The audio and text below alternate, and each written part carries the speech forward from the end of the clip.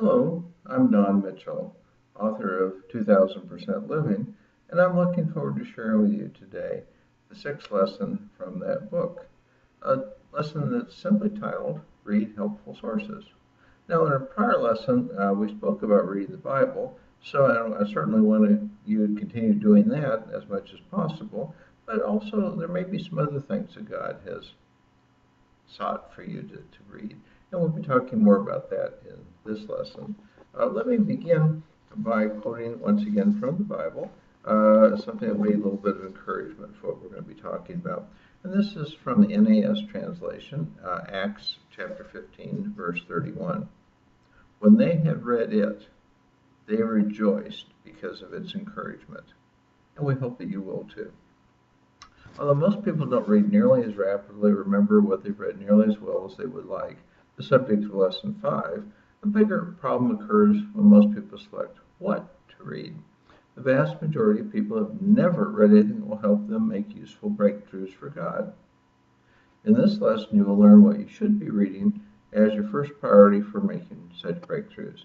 After you switch your reading focus, the ultimate improvements in your quality of life can become greater than the difference between using a searchlight and a pen light for illumination at night.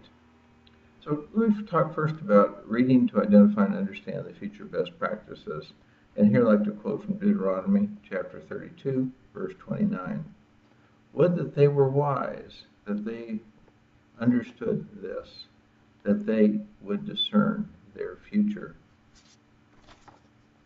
Unless you have already been developing 2000% solutions, which are ways of accomplishing at least 20 times more with the same or less time, money, and effort, or the same results with 1/20th the time, money, and effort, chances are that the concept of future best practice is new to you.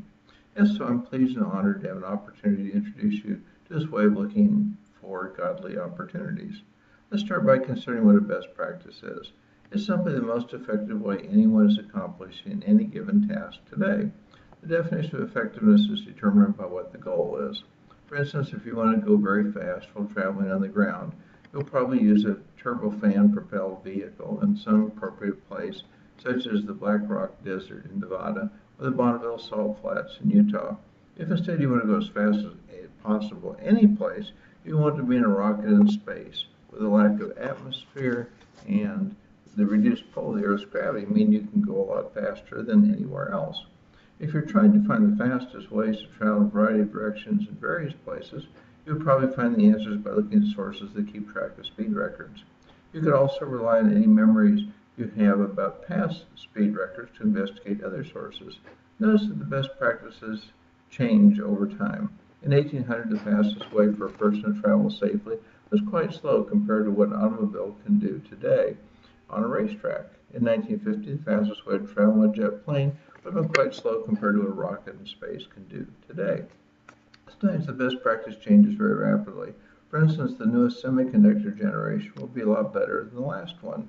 It will appear about every 18 to 24 months.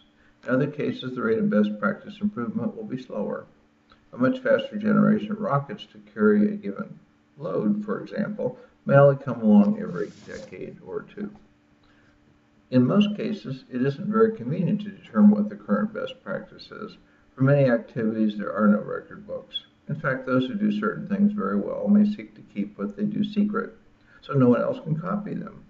Such secrecy is typical of many businesses because employing the best practice can be a source of competitive advantage and increases profits and reduces risk. When the current best practice isn't published, you will probably need to access a variety of resources to find out what works best now. One way to avoid a major search is find people who've been looking for the same answer. You may find such a person in an expert who follows a certain industry, an editor whose publication covers the arena where you want to find the best practice, or someone who just wrote a book on the subject. By reading what they've written about these practices, you can get a sense of what these searchers probably know. Feel free to go beyond reading what they've written by corresponding with or speaking to them. In other cases, you may find that no one else is looking or has looked yet for what you seek. In that circumstance, you will need to do your own research. Internet searches can often help you to find articles and books that will provide hints of where to look. The last section of this lesson considers the research problem in more detail. Here's an important observation to keep in mind. To accomplish your goal by developing a 2000% solution, the best method may be to combine more than one best practice. In my many years of experience in seeking best practices, I've rarely found that people were combining as many best practices as would be desirable. Let's look at the speed example some more to understand more about this point.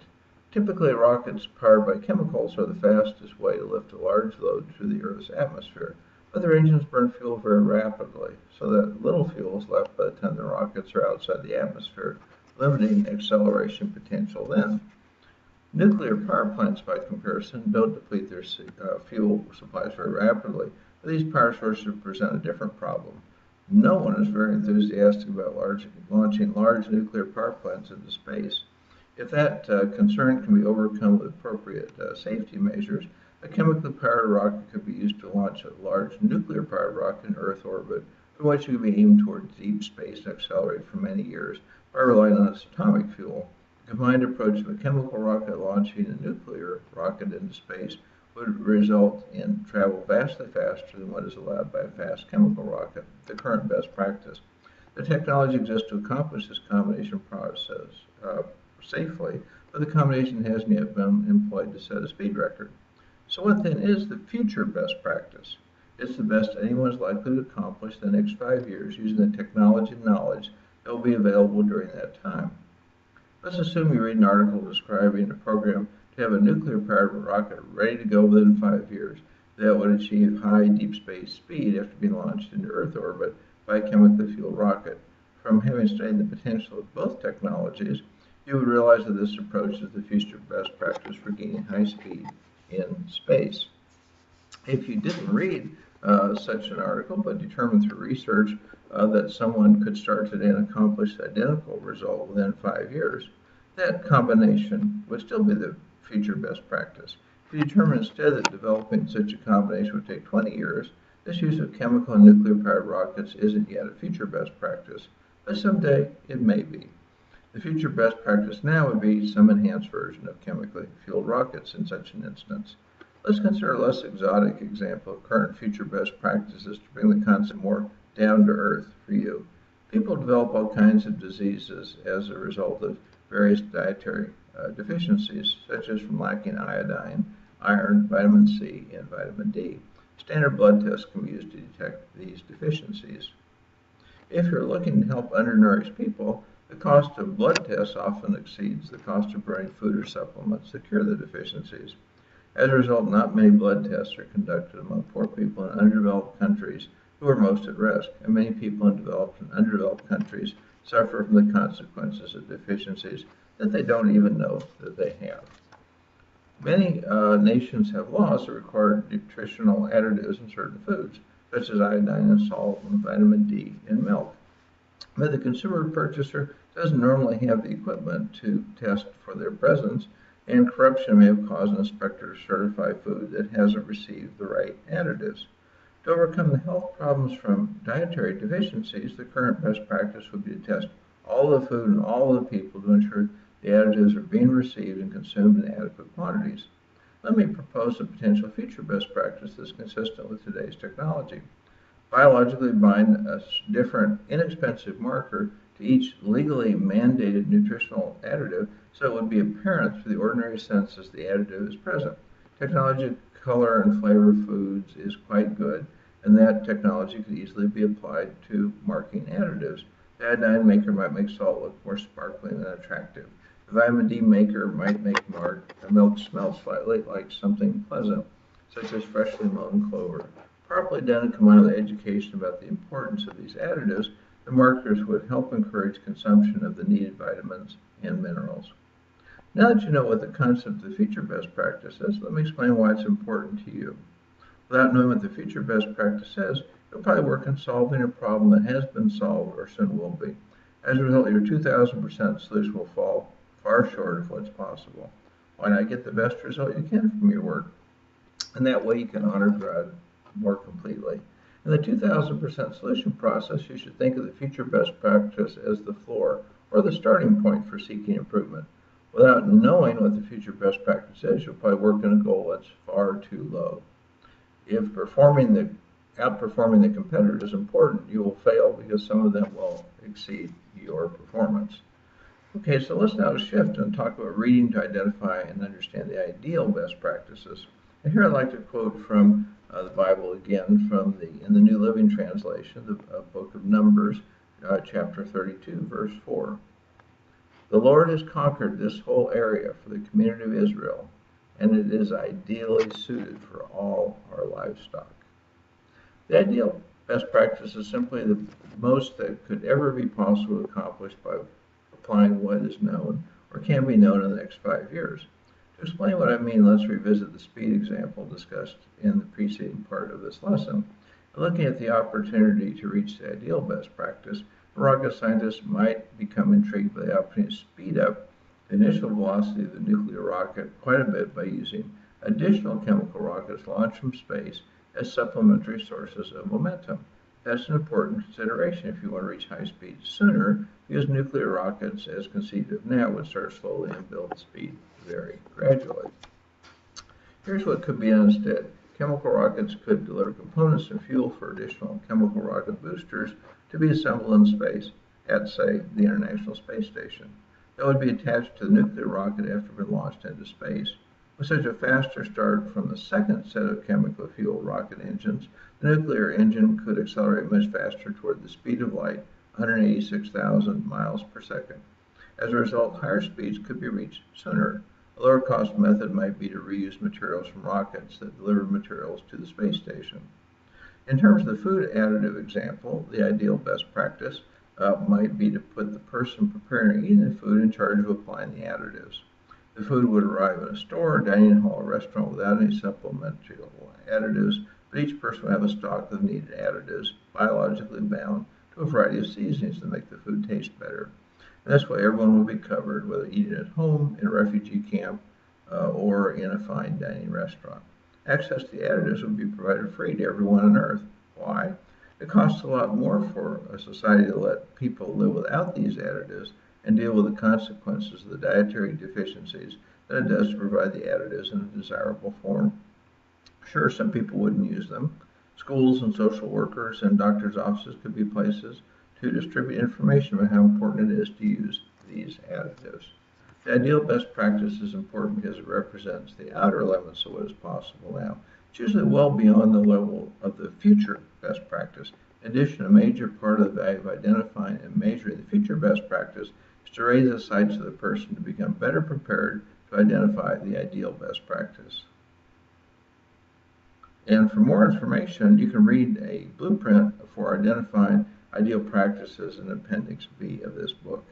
Now let's talk about something beyond reading, which is to check potential sources before reading or contacting them. And here, once again, I'd like to call on the New Living Translation to quote from the Bible, this time the book of 1 Kings, chapter 4, verse 29.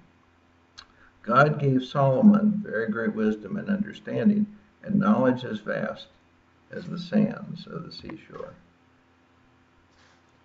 Chances are that you don't have very much experience with checking out potentials of sources of information about current, future, and ideal best practices. I want to simplify the task and help you to become more effective in doing it. Living in the internet age presents special problems. If you're older than a certain age, you probably aren't quite sure about all the ways to use the internet for this task.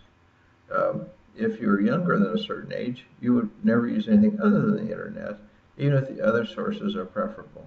I'm writing for both audiences, so please bear with me while I'm explaining something you already know. Pretty soon I'll probably share something you don't yet know. If you think you're already a great best practice researcher, feel free to go ahead to lesson 7 now. I usually start by looking for best practices by using the internet. This helps me find and consider a great many potential sources more rapidly than any other method. I start with keyword searches. A particular advantage of doing so is that many of the search engines actually pick up sections of newly published books and articles. So as a result, these searches tell me a lot about what's on the internet and what I might have to access elsewhere. However, in looking at the potential sources, I remain keenly aware that not everything on the internet is accurate. If I were working on the food additive issue, I might primarily use words and phrases like vitamin deficiency, mineral deficiency, and the names of the various diseases that result from vitamin and mineral deficiencies. I might have to do a prior internet search to find those names. Food additive, iodine and salt, vitamin D in milk, nutritional supplements for malnourished people, UN Food Program, markers for food additives, and so on. Basically, I would search using any word, name, or phrase that struck me as potentially relevant to the current, future, or ideal best practice for my issue of interest. Most of the time, those searches would lead me to some major online and offline knowledge sources, including research institutes, academic journals, professional publications, expert journalists and editors, government and non-governmental programs, professional organizations, industry associations, and possibly schools and programs located within universities. Before picking a source to investigate, I need to consider what I want to use the source for. If I want to actually solve the problem and implement the solution, I probably need to find someone who provides services. If so, I'll check out those services first. If I just want to write about the subject, I'll look for people who have lots of knowledge, regardless of whether or not they attempt to apply what they know.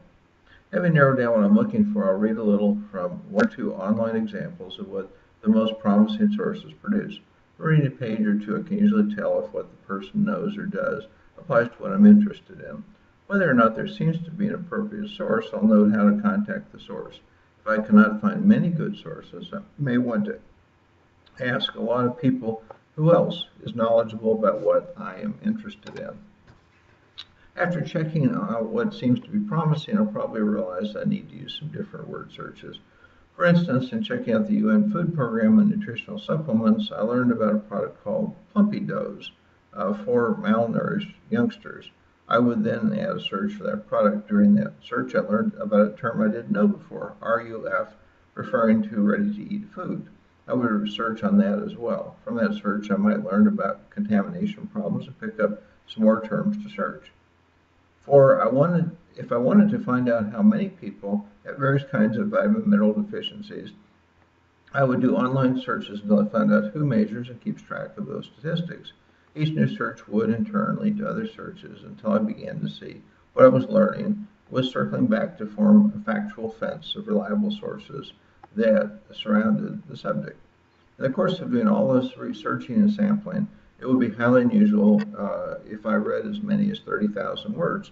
Spending 15 minutes reading at 2,000 words a minute, my current rate of speed, I would be astonished if I found a book or article that had more than 10 pages in it that were relevant reading for my subject. As you can see, the search task is more one of eliminating available material than it is of finding the right material. My advice is to eliminate as much as possible, reading as little as possible. Only those planning to write a dissertation on a subject need to have read all the relevant literature. As soon as I think I have exhausted most of what the internet would tell me, I begin assembling lists of questions I still need answers to, and other lists of people who might be able to answer them. If people are accessible by email, I just send an email. If they aren't, I call or drop a letter in the mail, depending how long I can afford to wait. If a potential source person is important to my answer, I follow up 3 or 4 times. If a source is critical, I show up on the doorstep and ask for access, but I cannot get their attention any other way. Most people will see you on this basis. What if you don't want to do all this work? Research librarians are very skilled at this kind of investigation. Ask one to help you search. In many cases, a research librarian who isn't very busy will spend a little time helping you in the library for free. Many also offer their services on an hourly basis outside their hours at the library. If you can't afford to hire a librarian, you may be able to attract a graduate student working in the field as an unpaid or less expensively paid intern to work on your issue. One of my great hopes for the 400-year project is that for-profit and nonprofit organizations will also begin to offer many free online resources that track current best practices. On a proprietary basis, requiring a payment, you can buy studies of particular business best practices that have been researched by organizations such as APQC, and which you can find at www.apqc.org, and various accounting and engineering firms. APQC also offers help with doing your own benchmarking studies to locate the current best practices. In many cases, I find it necessary to perform special measurement studies involving surveys for my clients. You can obviously hire someone to do that for you, or you can learn how to do it for yourself. Many universities offer courses in survey design and analysis. Equipped with your new ability to find helpful sources and draw immense practical lessons from them, you will be able to perceive opportunities beyond your wildest dreams. What a great blessing that is from God for helping direct you toward the accomplishments He would like you to make. In the next lesson, lesson 7, you'll begin to learn how to make such accomplishments. But in the meantime, may this lesson bless you, and may God bless you, your family, and all you do in the name of Jesus. Goodbye for now.